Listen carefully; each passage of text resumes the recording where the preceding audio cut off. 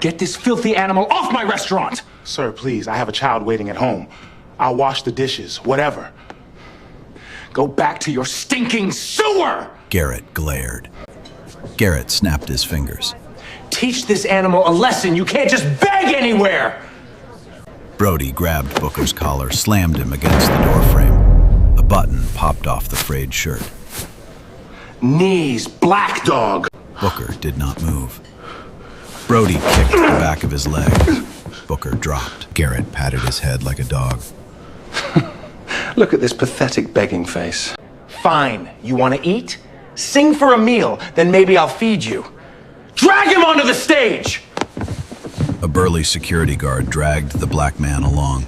In just a moment, the entire room would fall into a deathly silence as the black man spoke. To understand what was about to happen on that stage, you have to rewind 2 hours, back to the alley behind Holloway's on Beacon.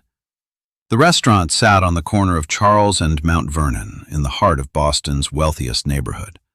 Brass fixtures, white linen, a reservation list booked 6 weeks deep. Friday night, late October, the kind of cold that turns breath into smoke. Garrett Holloway had inherited the place from his father 8 years earlier and turned it into a kingdom. Patek Philippe on the wrist, a spot on the Children's Hospital Gala Committee every December, and a reputation among his staff for calling the police on anyone who lingered too long near his front door. 4 calls this year alone. Vivian Marsh, his head server, had watched every one. Vivian was 52. She had worked at Holloway's for 20 years, since Garrett's father still ran the kitchen. She remembered when the restaurant fed firefighters for free on Christmas Eve. She did not recognize what it had become. For 2 weeks, she had been leaving plates on the dumpster lid in the alley. Half-eaten porterhouse, untouched rolls, cold soup. She did not know the man who came for them. She only knew he never took more than 1 container, and he always rinsed the dish before leaving it stacked beside the bin. Tonight, Garrett sent her home at 6. Slow night, he told her. It was not a slow night. The reservation book was full. She knew exactly what it meant. She walked to her car. She sat in the driver's seat for a long time before turning the key. In the alley, Booker waited until 8, then 9. The dumpster lid stayed empty. He had not eaten in 36 hours. He sat on a crate beneath the fire escape, hands tucked under his arms. His coat, camel, torn at the elbow, mended with black electrical tape, was the only thing he still owned from his old life. Eleanor had picked it out at Barney's the winter she was pregnant with Marcus. Marcus was 12 now. The dialysis center had given Booker one final extension. Monday morning, 8 o'clock, $180 after Medicaid. Miss it, and Marcus moved to the public wait list. The average wait was 8 months. The hospital did not say what happened to children who waited. Booker had nothing in his pockets. A paper bag, a folded program from the Metropolitan Opera dated March 2018, a photograph of his son smiling around a dialysis port. On the back of the program, in Eleanor's looping handwriting, was Marcus's medical record number. She had written it down the week before she died, in case Booker forgot. He never had. He closed his eyes. Through the back door of the kitchen, faintly, a tenor was singing on someone's radio. Puccini, Nessun Dorma. Booker pressed his palm against the brick wall and waited until the aria ended before he opened his eyes again. Then he stood up. He walked around the corner to the front of the restaurant. He did not go to the dumpster anymore. He had decided, somewhere between the 3rd hour of waiting and the 4th, that dignity was worth more than another night in the cold. Through the front window, he watched a woman at table 6 push away a porterhouse after 3 bites. She was in her late 30s, dressed for an event, an opera program from the Boston Lyric resting beside her wine glass. Her name was Charlotte Pendleton, though Booker did not know that yet. She would not know who he was for another 90 minutes. He took one breath. He stepped inside. The host was on the phone. The maitre d' was at the bar.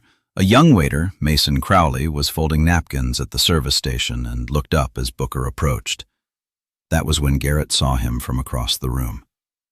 And that was where the story you just watched began. What none of them knew, not Garrett, not Mason, not the 4 men laughing at table 11, was something simple. Not even Vivian, sitting in her car 3 blocks away, knew it. The man in the torn coat had once been called the rarest American instrument since Robeson, and he was about to remember why. "The plate at table 6, Booker said to Mason. "Could I take it home? I'll wash dishes all night." Garrett was already crossing the floor. He pulled sanitizer from his vest, sprayed his palms 3 times, then sprayed the marble at Booker's feet. "Brody, walk this thing out." Brody seized Booker's elbow. "Sir, just the bread then, please." Garrett raised one finger. Brody stopped. Garrett snatched the cap off Booker's head and threw it on the bar. He nodded. Brody yanked the camel coat down from behind, trapping Booker's arms. Garrett pulled it off and dropped it on the floor. He turned to table 11. "Gentlemen, would you eat next to this?" They laughed. "My son," Booker said, 12 years old. Dialysis Monday morning. I lost my wife 8 years ago. Every dollar goes to him. Please." "Louder! These people paid for dinner." Booker said nothing. Brody slapped him backhanded across the face. A woman cried out and did not stand. "Boss asked you a question." Booker turned his head back. His eyes did not drop. He repeated it, louder. "Did everybody hear that?" Garrett spun. "Son, Monday. Dialysis." A child at table 8 tugged her mother's sleeve. The mother covered her mouth. Garrett softened his voice. "I'm a generous man. Children's Hospital Gala every year. Entertainers earn their meals here." He pointed at the jazz stage. "Sing for the room. Then maybe I'll feed you." He nodded at Brody. Brody pressed down on Booker's shoulders. The knees hit wood. Garrett crouched and rested his palm on Booker's head, like a man touches a dog. "Say please. Properly." Booker looked up. He did not bow. "Please." Garrett clapped once. He laid a 20 on the stage. "Tip jar. Don't choke, boy." He turned to the 4 men. "Take requests." "Mammy, make him dance!" Garrett laughed. He did not correct him. Brody hauled Booker up by the collar and dumped him onto the wood platform. The shirt tore at the shoulder. The cap landed at his feet. "Hat off, boy." Booker stood. One cheek burned red. His knees dusted gray. He did not pick up the cap. His hand moved to his breast pocket. His fingers brushed the folded Met program, the photograph of Marcus. He took one breath, and for the first time in 8 years, his diaphragm engaged. The first note left Booker's throat at a volume the room had not asked for and could not refuse. It was low, a baritone's middle register anchored deep in the chest, the kind of sound that does not arrive at the ear. It arrives at the sternum first, and the ear catches up afterward. Garrett was already turning back toward table 11, his mouth open to deliver the next joke. The next joke did not come out. At table 4, a woman lifted a forkful of risotto halfway between her plate and her mouth. The fork did not continue. It did not return. It stayed where she had paused it, suspended in the gold light, while her wrist forgot what it had been doing. 2 tables over, a man tilted his wineglass to set it down. He did not set it down. The base hovered an inch above the linen, the dark Bordeaux trembling against the rim, and his hand stayed where the music had caught it. At the bar, the sommelier was decanting a Chateauneuf du Pape into a crystal vessel. The bottle was angled, the wine moving in a slow ruby thread. He did not straighten the bottle. The pour continued for 1 second longer than it should have, then stopped entirely. The sommelier stood with the bottle still tipped, staring at the platform. Mason was carrying a tray of empty glasses back toward the dish station. He set the tray down on the nearest surface, which was not the dish station, and forgot it. His hands hung at his sides. The second phrase began. The room's chatter, which had been louder than the music for the first 3 seconds, was no longer louder. It was not gone, exactly. It thinned. The conversations did not stop on purpose. They stopped because the people having them lost track of what they had been saying. Underneath the thinning chatter, something else became audible. The espresso machine behind the bar had been running all night at the same volume. No one had ever noticed it. Now it noticed itself. The hiss of the steam wand was suddenly the second loudest sound in the room. The low electric hum of the refrigerator under the counter joined it. The soft creak of Mason's leather shoe as he shifted his weight came through cleanly across 30 feet of linen and crystal. Booker had not raised his voice. The room had simply gotten quiet enough to hear the rest of itself. The aria moved into its middle phrasing. The notes climbed. At table 8, the little girl who had been kicking her chair leg through the entire appetizer course stopped kicking. She did not stop because her mother told her to. Her mother had not noticed yet. She stopped because the sound coming from the small wooden platform had reached into her body and asked her to be still. Her body had agreed before her brain had voted on it. She turned her face toward Booker. She did not blink for a long time. She had never heard opera before. She did not know that she was hearing opera now. She only knew that something was happening in the room that her chair kicking was getting in the way of. Her mother looked at her, then followed her eyes to the platform. Her mother forgot to lower her hand.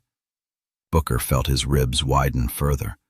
The second phrase carried into the third, and on the third phrase, the voice cracked. It was not a large crack, a hairline, a small dry place at the top of the register that 8 years of silence had laid down like dust. In the dressing rooms at the Met, he would have walked the phrase back and tried it again. There were no dressing rooms here. There was a plate of cold porterhouse on table 6 and a son in Roxbury who needed dialysis Monday morning. He made the decision in the breath between 2 notes. He did not walk the phrase back. He absorbed the crack into the line and kept moving, the way a violinist absorbs a missed bow. The crack became part of what the listeners were hearing. Because it was honest, the room believed it harder than a clean note. The fourth phrase opened. At table 11, Daniel Hawthorne reached into his jacket pocket. He did not pull out his pen. He did not pull out his notebook. He pulled out his phone. He opened the voice memo application and tapped the red circle. He did not lift the phone toward the platform. He set it face up on the linen and let it record what the room was hearing. He did not type a single word. At table 6, Charlotte Pendleton was already on her phone. She had it pressed against her cheek under the curtain of her hair. It was the way a woman pretends to take a call so the room will not interrupt her. She was not pretending. She had dialed a number she had not dialed in 2 years. She was leaving a voicemail. What she said into the phone, the room could not hear over the music. What the camera of her memory was recording was the row at the Met in March of 2018, a Saturday night, her father beside her in a borrowed tuxedo, the program for Rigoletto in her gloved hands. She had been 30 years old. The voice on the stage that night was the same voice coming off this small wooden platform now. She had not forgotten it. She was very sure of what she was hearing. Her voicemail ended with 3 words spoken low and clear into the receiver. Please, hear this. She set the phone down. She did not pick up her wine. The aria reached its climb. Booker pulled in a breath that began at his hips and ended behind his eyes. On the held note, he did not let go of it. The note rose. It held. It kept holding. He counted 9 in the back of his mind, the way Theodore had taught him to count at Juilliard. The wine glass at Garrett's elbow, the one he had set down too hard a minute earlier, slid 1 inch across the linen tablecloth and stopped. Nothing else on the table moved. The note resolved. Garrett's smirk, which he had been rebuilding for the past 40 seconds, came apart. He looked around the dining room of his own restaurant for someone to share the joke with. He had shared every joke in this room for 8 years. He found no one. Every face was turned toward the platform. Not one was turned toward him. He had lost the room without noticing the moment it left. The aria closed. 4 seconds of silence followed. It was the wrong kind of silence for what had just happened. The room did not know what to do with it. The silence held long enough that one of the men at table 11 cleared his throat, and even that sound felt like an apology. Then a single pair of hands began to clap at table 6. A second pair joined from the kitchen doorway. Then the room remembered itself, and the applause came up like a wave hitting the wall behind the bar. Booker did not bow. He stepped off the platform. He did not pick up the cap from the floor. He did not pick up the 20. He walked toward table 6, toward the porterhouse plate. His one good arm was already lifting to take what Garrett had promised him. The applause was still cresting when Booker reached table 6. He did not sit. He stopped beside the chair Charlotte had not yet returned to and looked down at the porterhouse plate. The plate was cold. The fat had begun to congeal in a soft white ring around the bone. None of that mattered to a man who had not eaten in 36 hours. He reached for the plate. "Cute trick." Garrett's voice cut across the room. The applause faltered but did not stop. He stepped between Booker and the table. "Karaoke night's Thursdays. We're done here. Brody, show our guest out."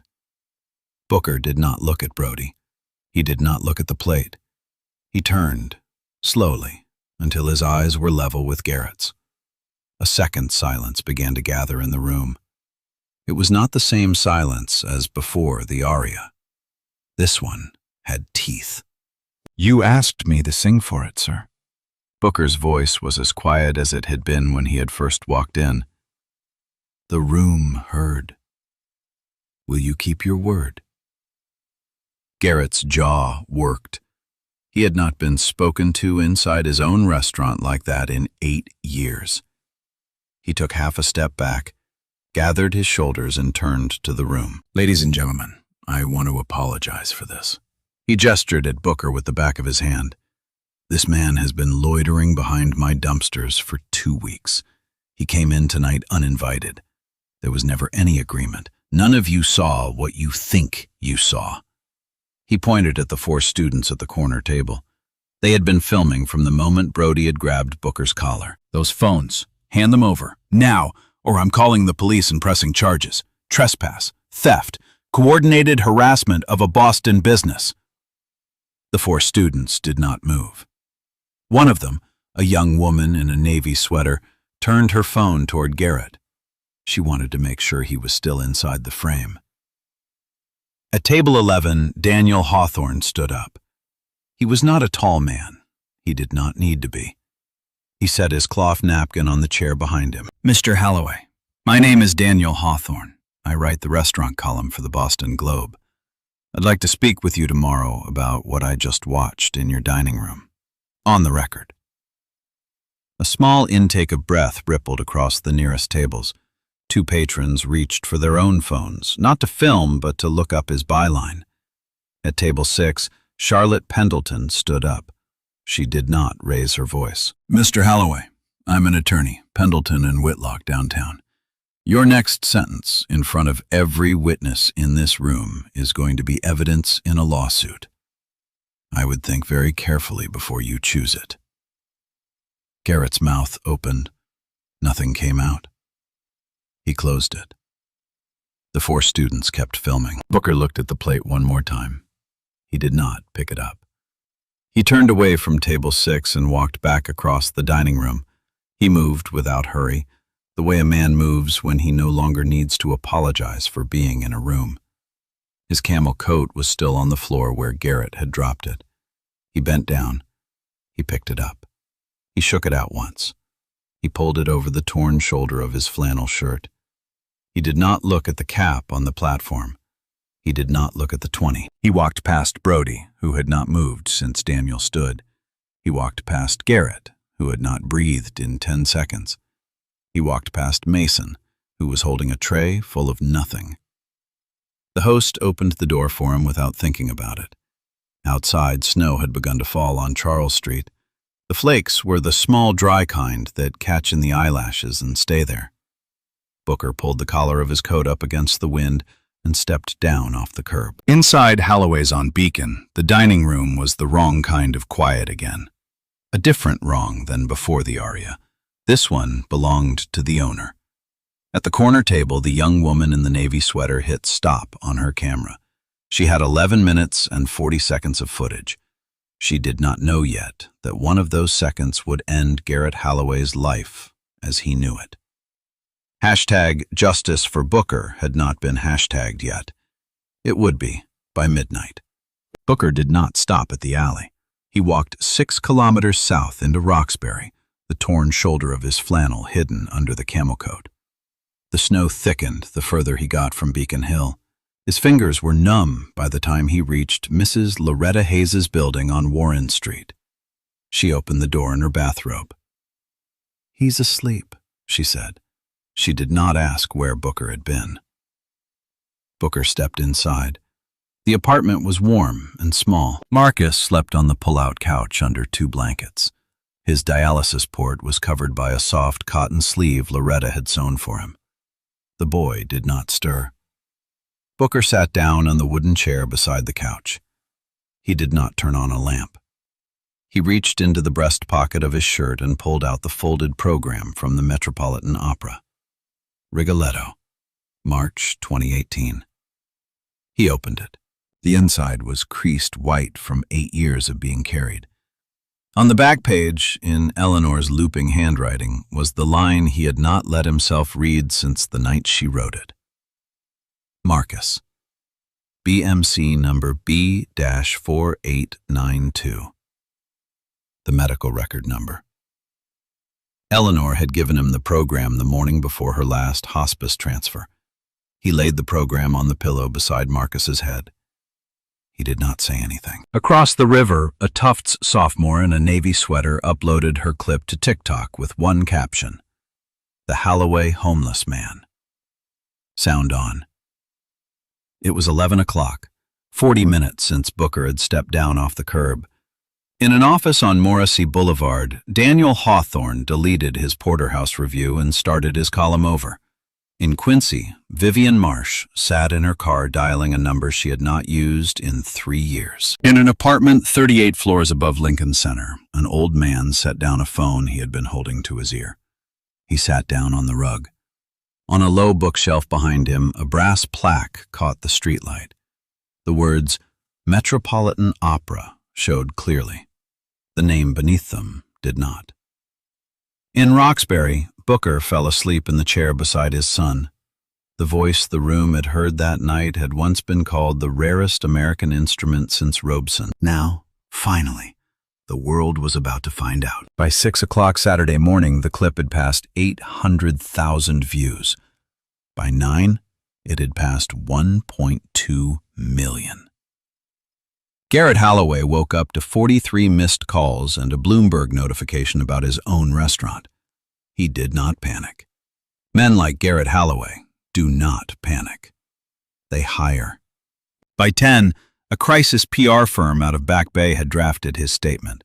By 11, Garrett was sitting in front of his iPhone in his Beacon Hill living room. He wore a navy sweater chosen by his consultant. He recorded a 2-minute video. In the video, he wiped his eyes once. He explained that the man in the clip was a known transient who had been threatening his staff for weeks. He explained that a head server, Vivian Marsh, had been quietly leaking footage to harm the restaurant after a workplace dispute. He explained that a wallet had been stolen from a guest's coat at the front rack 3 days earlier.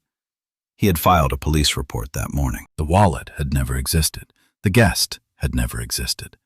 The police report did exist. At 10 minutes after 12, 2 Boston police cruisers pulled up outside Mrs. Loretta Hayes's building on Warren Street.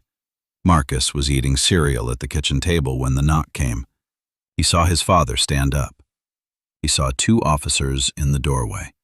He saw the handcuffs go on over the torn camel coat his father had slept in. He did not cry. He had stopped crying about hospital things 4 years ago. But the spoon stayed lifted halfway to his mouth, the same way a fork had stayed lifted at table 4 the night before.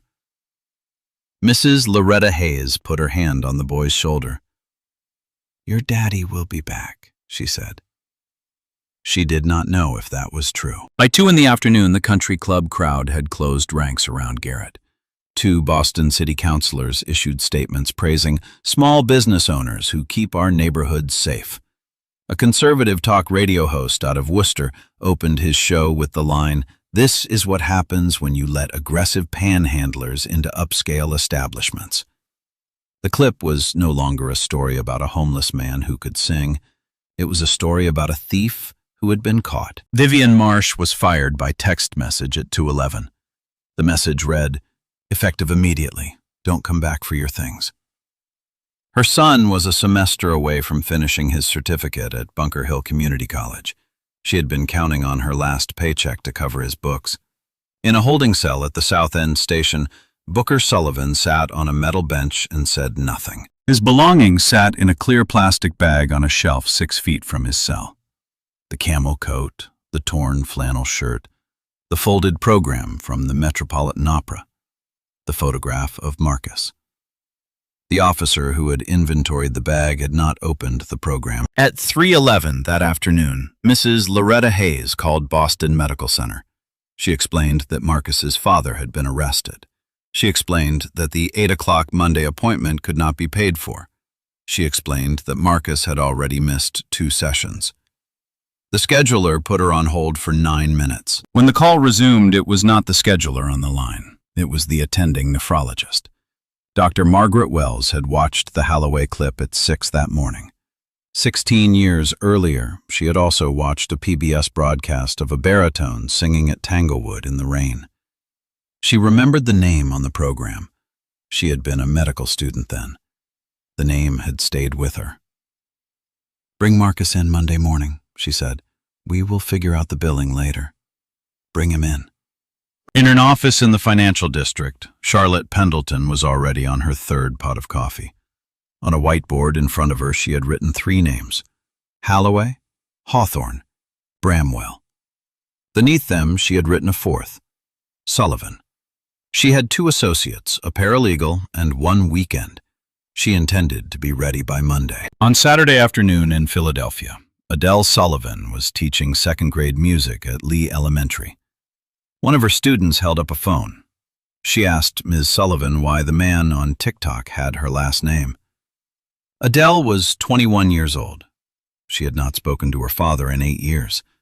She did not recognize the man in the camel coat on the small screen. Then he sang. She walked out of the classroom without dismissing the children. By 6 o'clock, she was on I-95 northbound. She had a midterm on Monday morning that she was not going to take. At a mobile station outside Old Saybrook, she scrolled. Mason Crowley, a junior server at Holloway's, fired by text that afternoon, had posted everything. He had decided not to stay quiet. The post listed every order Garrett had given Brody, every line he had denied. And one detail Adele had not heard before. Her father had told a room full of strangers about a 12-year-old son who needed dialysis on Monday morning. Adele sat in the driver's seat with the gas nozzle still in her tank and did not move for 5 minutes. She had a brother. She got back on the highway. At the same hour, in an apartment 38 floors above Lincoln Center, Theodore Bramwell was packing a leather briefcase. He was 70. He had been music director at the Met for 14 seasons. He had taught a young baritone named Booker Sullivan at Juilliard. He had not seen him in 8 years. Into the briefcase he put a rehearsal recording from 2013, a copy of Opera News dated May 2018, and a notarized letter signed by the Dean Emeritus of Juilliard. He took the last flight out of LaGuardia. Charlotte Pendleton met him in the lobby of the Liberty Hotel at 11:30 that night. They had never met before.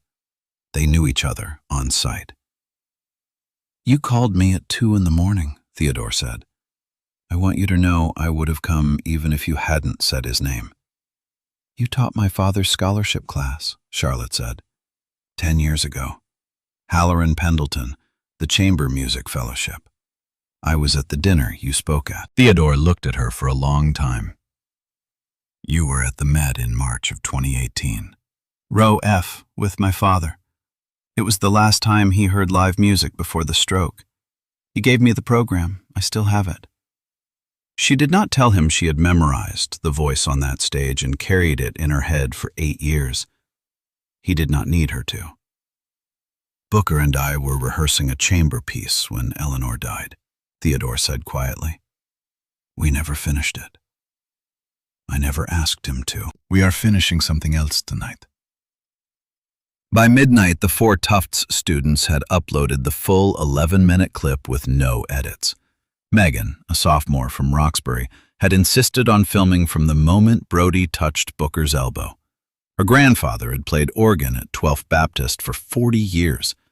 She knew what a voice was worth. She had been taught. By 2 in the morning, 2 former Holloway's employees had posted accounts of wage theft.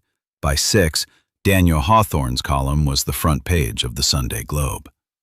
Booker Sullivan was released from the South End station at 8:40 Monday morning. His belongings were returned in the same clear plastic bag. The program was still folded inside the breast pocket of his shirt.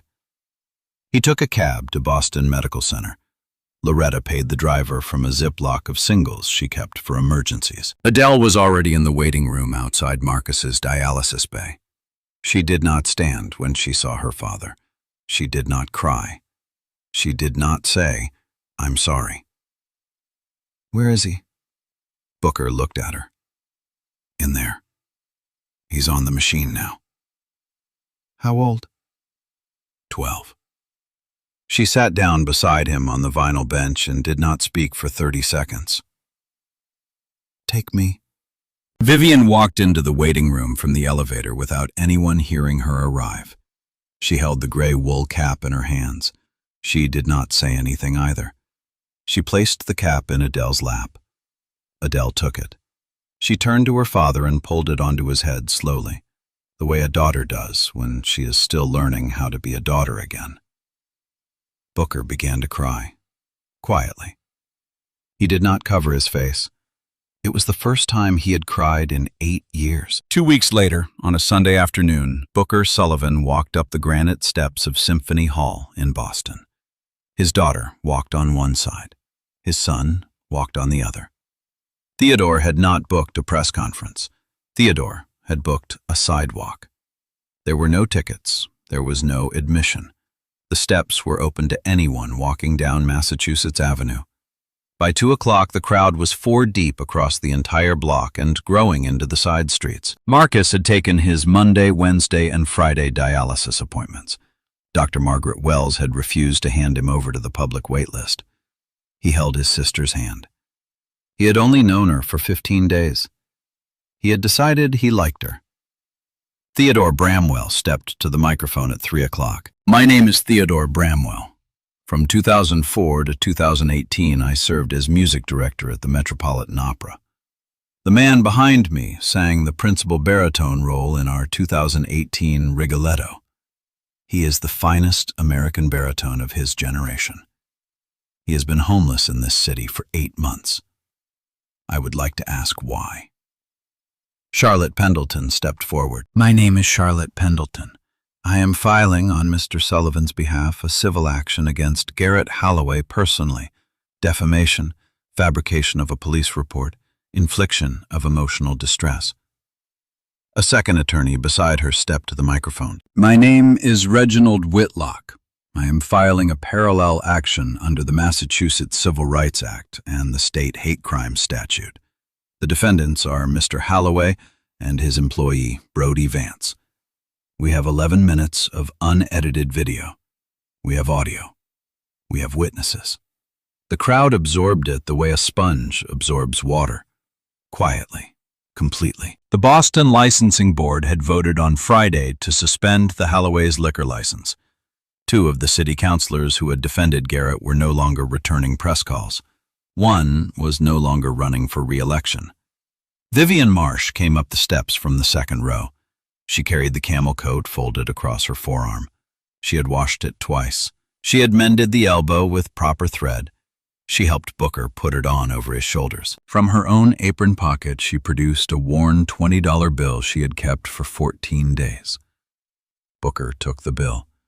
He walked to a small card table beside the microphone where a representative from Boston Children's Hospital waited with a clipboard. He laid the 20 on the table. He signed his name beneath it. The hospital had returned a check from Garrett Halloway by certified mail 11 days earlier. They accepted the 20. Booker walked back to the microphone. He had no notes. My wife was named Eleanor. She died 8 years ago. She left me 2 children and a record number written on the back of an opera program. I have not been able to sing since the morning she stopped breathing. I tried 2 weeks ago in a restaurant in this city. The first person who asked me to sing was not a friend, but the second person, in a way she did not know she was my wife. He stopped. He looked at Marcus in the front row. And the third person was my son, who needed me to. He turned and nodded to a pianist Theodore had brought up from Tanglewood. The first chord opened. It was not Rigoletto. It was a spiritual older than the country. Sometimes I feel like a motherless child. Booker sang it the way a man sings the only line he has left to say. Halfway through the second verse, Adele stepped quietly up behind her father and began to sing the harmony line beneath his voice.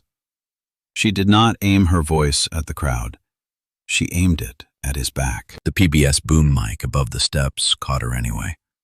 In the front row, Marcus stood up. He was 12, 93 pounds, attached to a dialysis schedule for the rest of his life.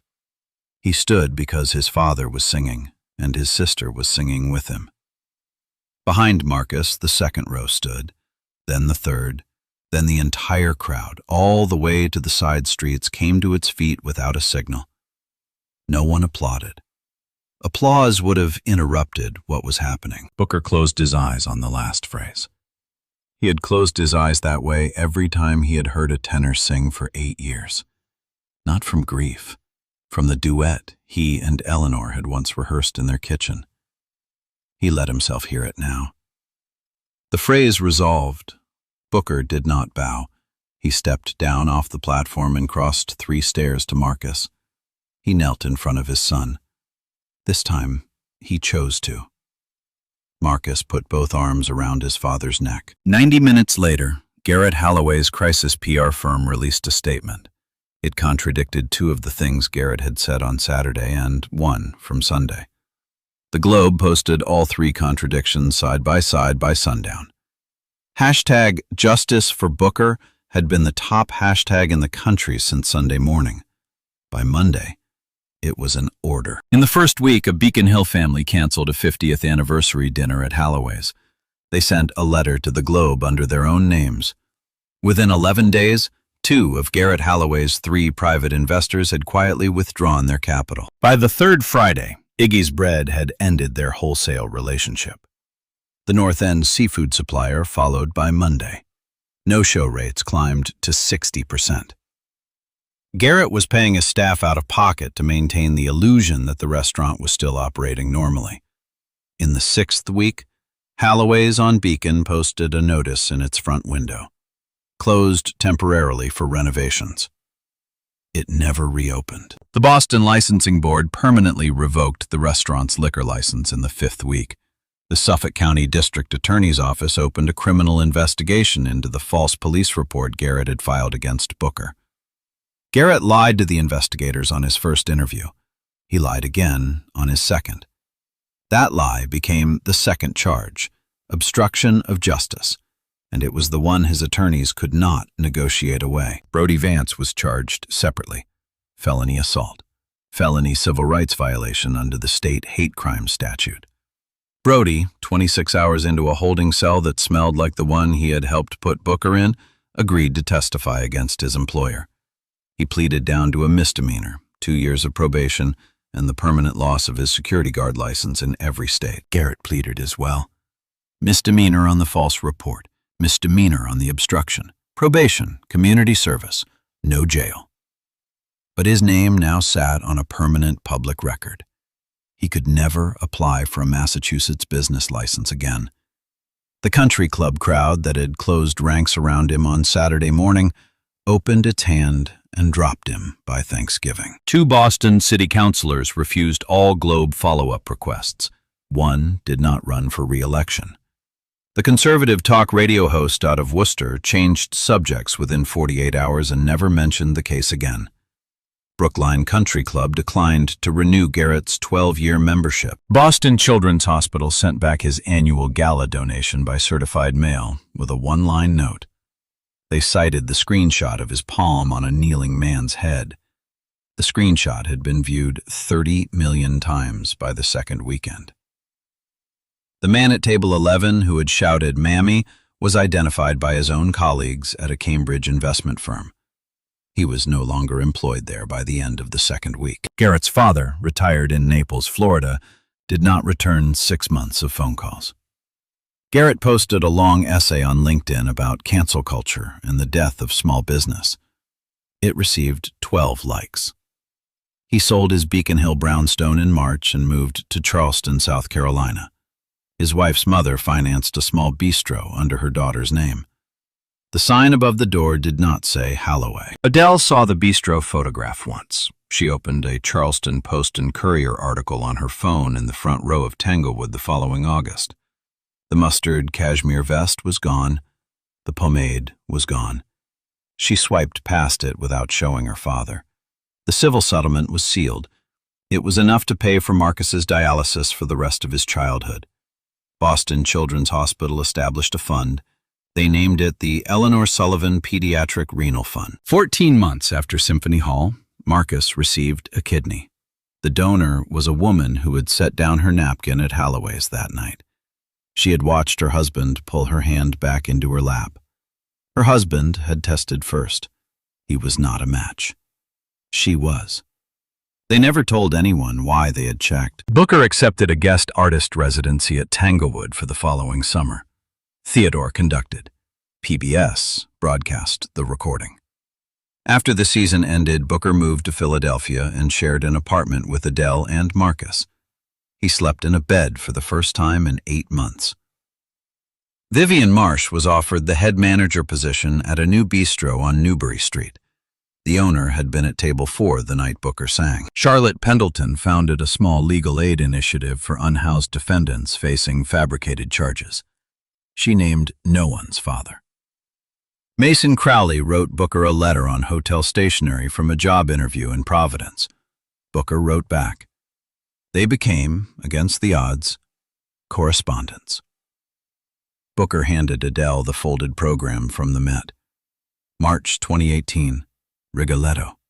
The morning she moved his boxes into her Philadelphia spare room. She framed it. She hung it on the wall of the music classroom at Leah Elementary. Underneath it, in her own handwriting, she wrote a single line. The voice in your head was real. 8 months after Symphony Hall, Booker Sullivan walked onto the wooden stage of the open shed at Tanglewood. He wore a torn camel coat he had not replaced. The Berkshire Hills behind him were green. The seats in front held 6,000 people. Adele, Marcus, Loretta, Vivian, and Charlotte sat in the front row. Theodore stepped onto the conductor's platform. He had chosen one aria. Cortigiani, vil razza dannata. He had sung it to Eleanor the night before her coma. She had whispered her last clear words. Sing it for me at Tanglewood one day. He had not been ready until tonight. The pianist's hand hovered over the keys. Theodore lifted his baton. Before the first chord, the audience went quiet. The silence was the same shape as the silence in Holloway's 8 months earlier. Same length, same weight. But one had waited for him to break. This one waited for him to give. He gave. The eyes watching him from the front row. 3 of them. The right number, for the first time in 8 years, were not measuring him. They were with him. Marcus held his sister's hand the entire aria. He did not let go on the cracked phrase. He did not let go on the held note. He did not let go when his father closed his eyes on the final line. When Booker opened his eyes, he found his son already standing. He stepped off the platform and crossed to him. He did not kneel this time. The boy was almost as tall as his shoulder now. If you've made it this far, answer one question in the comments. If you had been at table 6 that night, would you have stood up before Charlotte did? Or would you have sat there, waiting for someone braver? If you watch the original clip again, and 400 million people already have, go to minute 9:43. Watch his hand. Watch what it reaches for. Only the sharpest eyes catch it.